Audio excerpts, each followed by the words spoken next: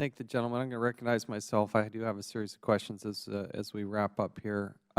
Administrator Leonhardt, you became you've tried to paint a picture. This was a decade ago. I've heard you say multiple times 10 years ago. When did you become the deputy administrator? I was confirmed in March of 2004. How many deputies are there, deputy administrators are there? There's one. So you were the sole deputy administrator, and then you became the acting administrator. When was that? 2007. And then you were confirmed in 2010. 10. So it's pretty safe to say that you've had your finger on the pulse of this department or this agency for more than a decade. Correct? You've been there 35 years, correct? Either as the deputy or the acting administrator or administrator, yes, since 2004. One of the things that you said that is troubling, and a long list, and was brought up by Mr. Lynch, is the idea that, and it was in response to some of the gentlemen over here who asked a question about those that were directly involved. I want you to seriously consider, I want all the departments and agencies to seriously consider, in my mind, they are directly involved if they fail to report. You may not have been the person who was directly, fully engaged in the inappropriate behavior, but once you know about it, you have a responsibility to deal with it under department policies, correct? That's correct. So when you suggest that they weren't directly involved, that offers me great concern. Do you understand that? I do understand that. I was just making the point that he wasn't involved in the behavior. He failed to report, and that's what his shortcomings were. Part of the abhorrent behavior is covering it up. That's the concern, and that's essentially what it is. It's covering it up by not reporting it up the chain because, as Mr. Horowitz pointed out, the only alternative based on the law enforcement component offense tables in Appendix 3 of sexual misconduct and sexual harassment is removal. It's the only one. There's no ifs, ands, or buts. There's no ambiguity. I know there are things that we're going to look at with Title V and whatnot, but removal is the only option. So let me ask you, Administrator, do you believe that soliciting prostitution is sexual harassment? No, I believe that prostitution is sexual misconduct. Explain the difference between sexual misconduct and sexual harassment. Sexual harassment is a workplace behavior. It's sexual harassment is something that affects the employees in the workplace or an employee. Sexual misconduct is outside of the workplace, like prostitution. There's a difference. Does it affect the employee getting a raise? Does it affect an employee getting a transfer, getting a particular job? Is it a hostile work environment? Those are sexual harassment. Sexual misconduct is a different, you could have sexual misconduct that's also sexual harassment, but there is a difference. Prostitution would be sexual misconduct. So explain to me then exactly what you believe, or explain to me what you think sexual harassment is. What would be some examples and what's sexual harassment? Unwelcome remarks, touching an employee, a supervisor touching an employee, a supervisor making threats about you're not going to get that promotion unless you do A, B, C, and D, those kinds of activities.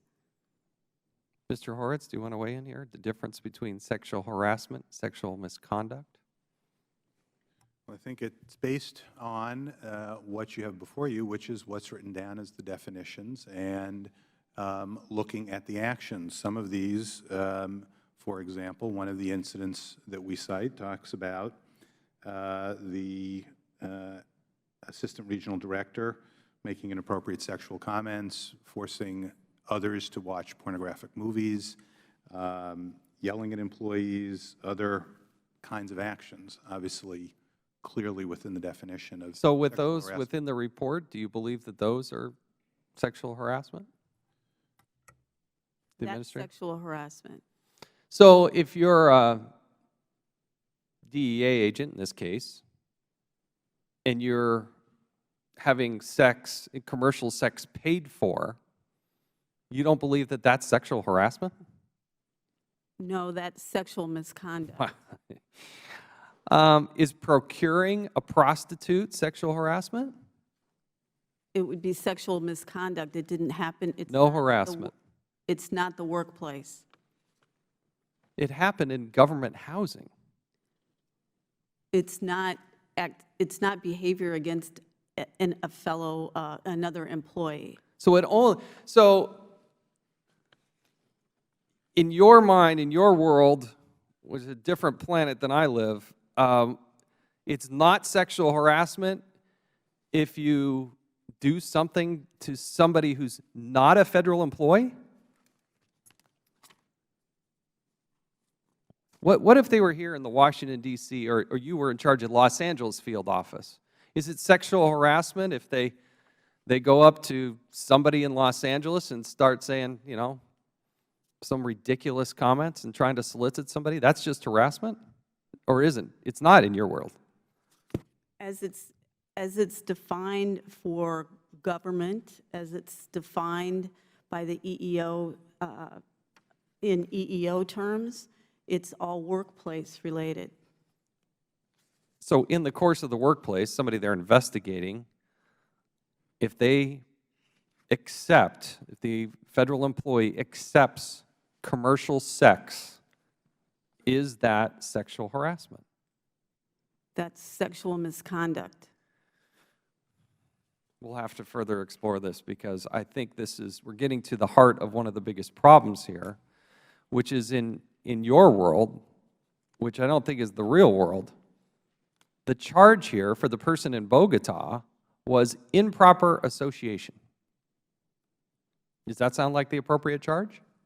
For which person in Bogota? The DEA agent in Bogota in July of 2009 when they engaged. This is the case with the prostitute. They had a payment dispute. He throws a glass at a woman. A security guard sees this happening. There's no doubt about the facts, according to your previous testimony. So that was not sexual harassment. It's sexual misconduct. Wow. And under sexual misconduct, do you think that improper association is one of the proper charges? Do you think this person was properly, I guess the word is charged? Based on that case and everything that you know, this person was suspended without pay for 14 days for conduct unbecoming and improper association. Do you believe that that was the proper charge for that person? I believe those are two proper charges. The deciding official had a number of other charges that they could have looked at as well. I'm asking what you personally believe. What do you believe they should have been charged with? Or do you believe that that was the proper conclusion? I think it would be conduct unbecoming. It is improper association.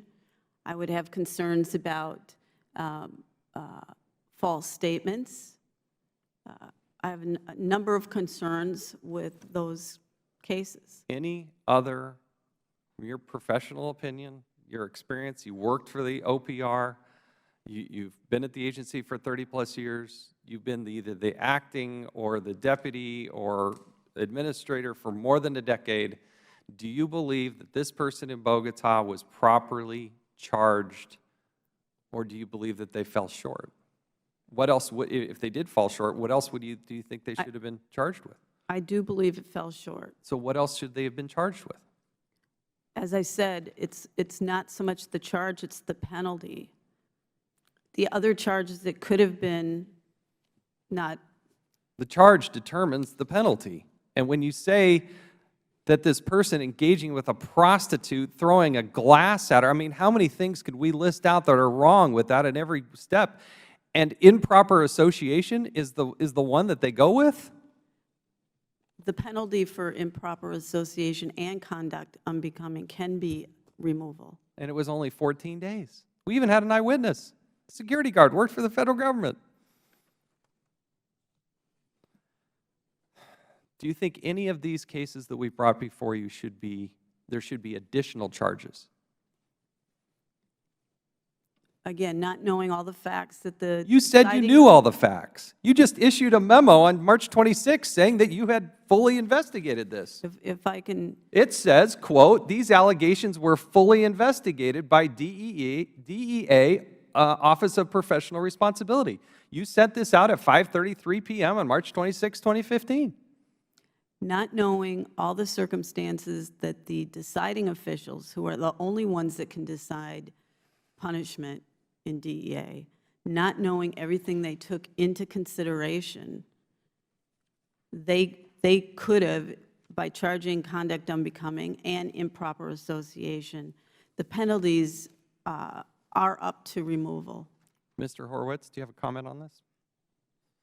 Well, I think the concern we found, as we cite in our report, is that they were charged with offenses such as conduct unbecoming, poor judgment, which, by the way, isn't the category, and others that were inconsistent. And the concern is, and we deal with this in our own agency when we have to look at individuals who may have engaged in misconduct, you want to charge what the number of charges should be, in part because there's precedent. You look to what prior individuals got for similarly situated conduct under similar charges. And so that's one of the concerns we have as we lay out here as to the importance of consistent charging and charging the appropriate offense. To the Administrator, are you, is the DEA part of the intelligence community? A sliver of DEA. Sorry, your A microphone. sliver of DEA is a part of the intelligence community. Is it governed by the Intelligence Community Directive number 704? That sliver of the agency is, yes. Define that sliver, please. Under 60 positions in DEA within the intelligence division. Those that are serving overseas, would they be subject to this?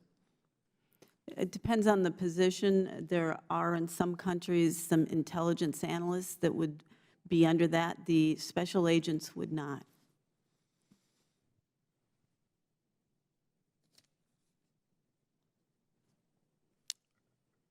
Again, we're getting close to wrapping up, I promise. We're not at halftime. We're well past that. So walk me through security clearances.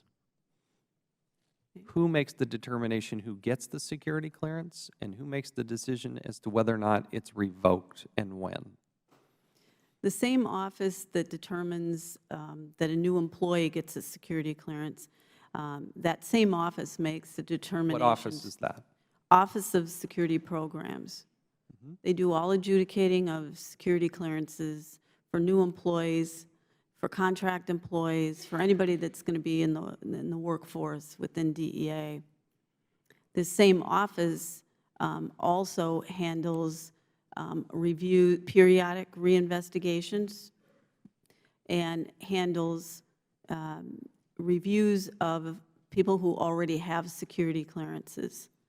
So, for instance, in the Cartagena case, OPR referred the case over to security programs when they had completed their investigation, and security programs did a complete review of their security clearances, adjudicated it, made a decision that there was enough to move to suspend the clearance, and then the agency moved for, because the person no longer has a security clearance, removal from service, because they can't be a DEA employee without having a security clearance.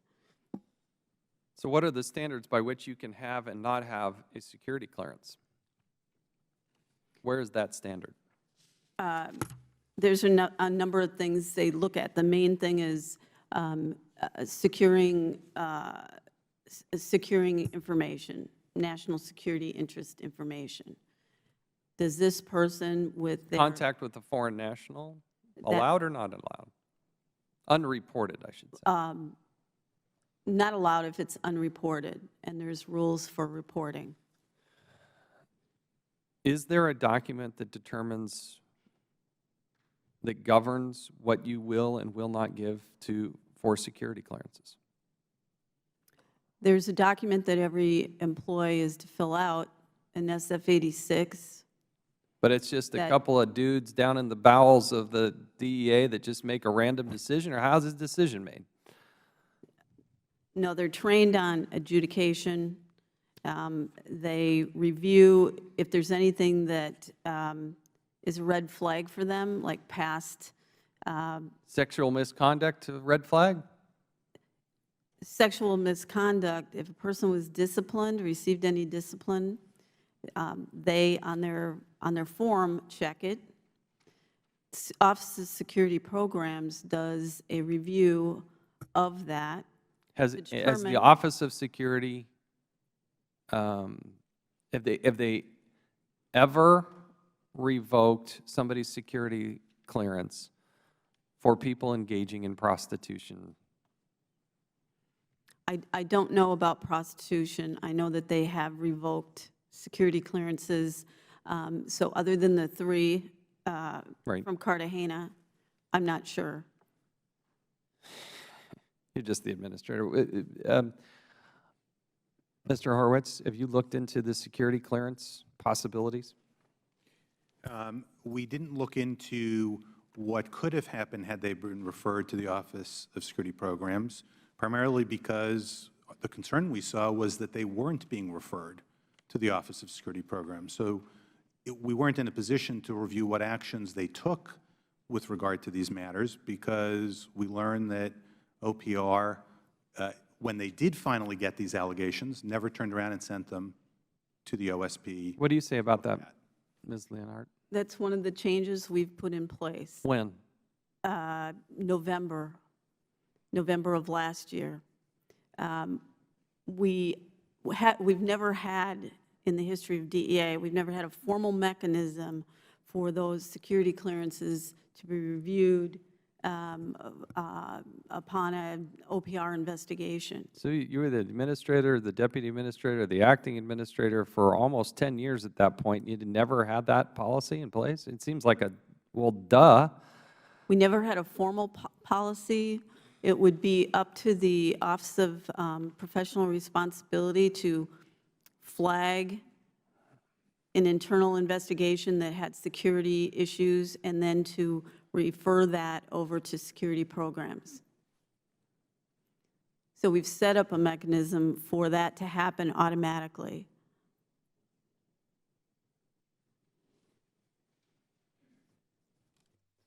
So were those recommendations made before or after the draft report from the Inspector General?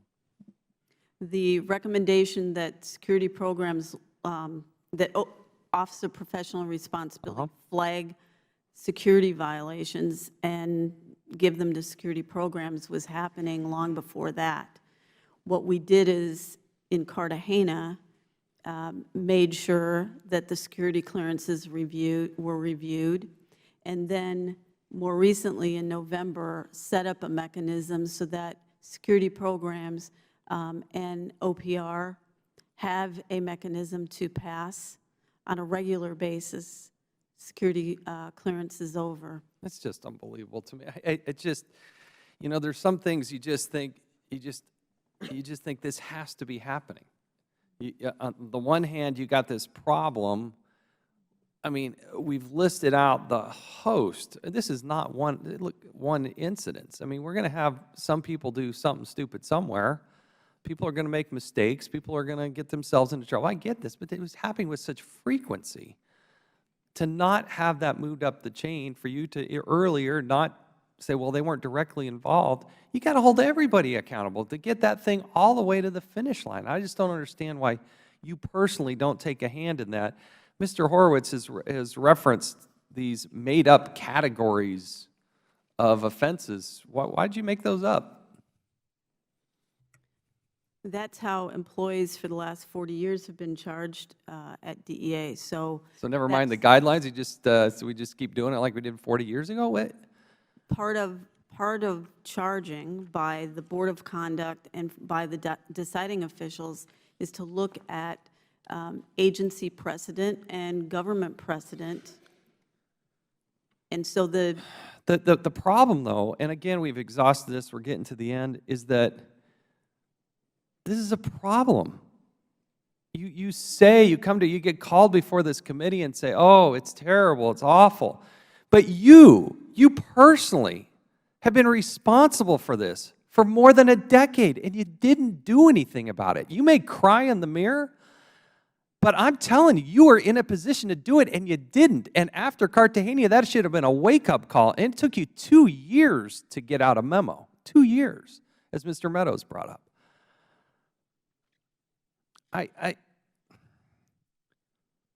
We have a lot more that we need to go through. Mr. Horowitz, are there any other outstanding issues that you need help with from the department, the Drug Enforcement Agency?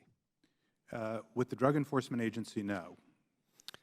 With the FBI? We have, not as to this review, but as to at least 4 other ongoing reviews, we still do not have all the records that we need because of the FBI's continuing process of reviewing records, determining what it is allowed under its legal judgment to provide to us, go through that process, go to the Attorney General or the Deputy Attorney General, get their approval, and then get it to us.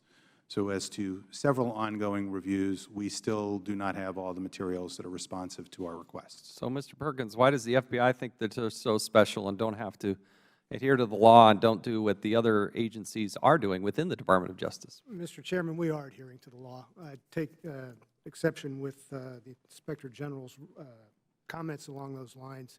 Let me tell you, sir, there are, in his latest letter dated yesterday, section is 218 letters, we refer to them, there were 5 investigations noted. The records that they wish to receive that are being delayed involve email. We have turned over 35,000 emails to them. There are 200 emails in question out of 35,000 that we are working with them to go through. We believe in the rule of law. We have a legal disagreement with the Inspector General. Mr. Horowitz? Can I be clear? They're not working with us to get us the 200 emails.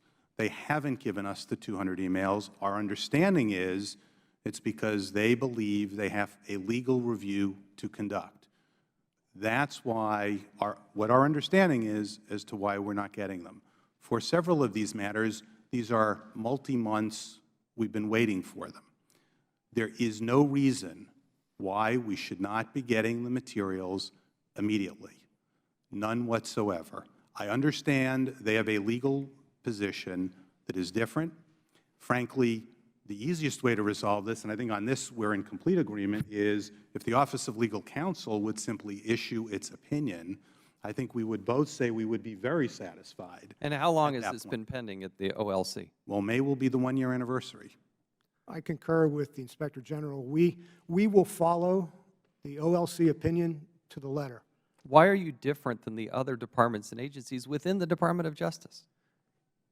I can't speak for the other agencies, Mr. Chairman. What I can speak for is matters involving Rule 6E, matters involving the Financial Privacy Act, and other matters that we strongly believe, we have a legal responsibility to review and provide then to the Inspector General.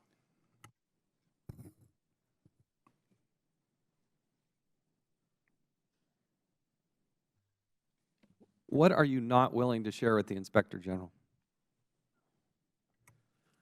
any number of series of items, as I mentioned, for instance, Rule 6E material. There's certain aspects from Explain that so people can understand. I'm sorry, Yeah, yes. 6E of the Rules of Criminal Procedure, the secrecy rules involving grand jury information. But you'd given that to him previously. Once matters have been reviewed, once matters are... No, but it had been a long-standing practice of the FBI to provide the Inspector General this material, correct? I can't speak to that, sir. You can't speak to the history of the FBI document production? That's why you're here. Yes, sir, we provide the information once there has been a legal review that we determine legally that we are on solid ground to provide the information. But that's a change, correct? What was it before, Mr. Horowitz?